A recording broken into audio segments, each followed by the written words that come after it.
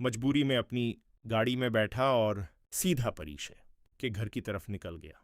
पूरे रास्ते उसके दिमाग में बस एक ही सवाल घूमता रहा कि आखिर परिशय ने उसके साथ ऐसा क्यों किया। वह बार बार खुद को समझाने की कोशिश करता, लेकिन दिल मानने को तैयार ही नहीं था। अचानक जब उसे होश आया तो वह परिशय के घर के बिल्कुल करीब पहुंच चुका था। तभी उसकी नजर सामने गई, जहां कुछ लोग मिठाइयों के डिब्बे लेकर परिशय के घर के अंदर जा रहे थे।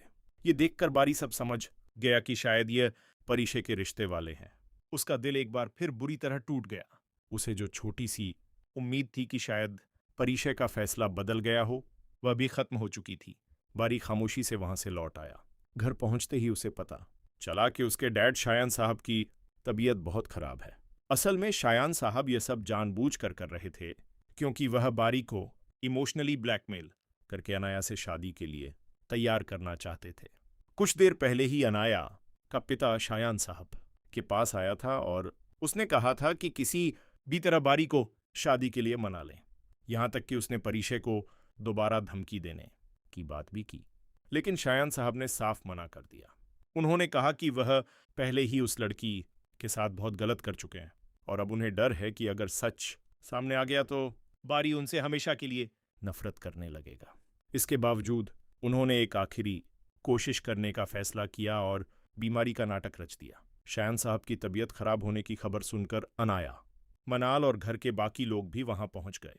बारी जैसे ही कमरे में आया तो घबराकर अपने पिता के पास बैठ गया और बोला, डैड आप ठीक तो है ना?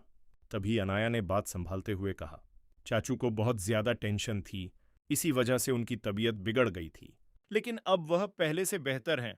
हमें इन्हें आराम करने देना चाहिए। इतना कहकर सब लोग कमरे से बाहर चले गए। कमरे में सिर्फ बारी और उसके पिता रह गए।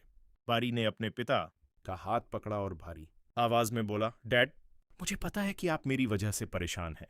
अगर मेरी शादी से आपकी परेशानी खत्म हो सकती है तो मैं इस रिश्ते के लिए तैयार हूं। यह सुनते ही शायान साहब खुशी से तुरंत उठ बैठे और बोले, क्या तुम सच में अनाया से शादी करने के लिए मान गए हो? बारी ने उदास चेहरे के साथ जवाब दिया, जी डैड, मैं इस शादी के लिए तैयार हूं। दूसरी तरफ परिशय की दादी भी समझ चुकी थीं कि परिशय यह रिश्ता नहीं करना चाहती, इसलिए उन्होंने रिश्ते वालों को इनकार कर दिया। लेकिन बाद में जब वह परिशय के कमरे में गईं तो प्यार से समझाते हुए बोली, बेटा मैंने उन लोगों को मना तो कर दिया है, लेकिन कम से कम तुम आकर उनसे मिल तो लेती। ऐसे मेहमानों को बिना मिले वापस भेजना अच्छा नहीं लगता। यह सुनकर परिशय ने शांत आवाज में कहा, दादी मैं इस शादी के लिए तैयार हूं, आप जाकर उन्हें हाँ कह दीजिए। परिशय की बात सुनकर उसकी दादी हैरान रह गईं। उन्होंने समझाते हुए कहा, बेटा जल्दबाजी में फैसला मत लो, पहले अच्छी तरह सोच लो फिर जवाब देना।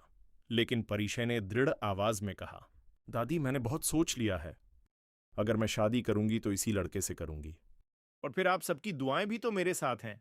मुझे किसी बात का डर नहीं।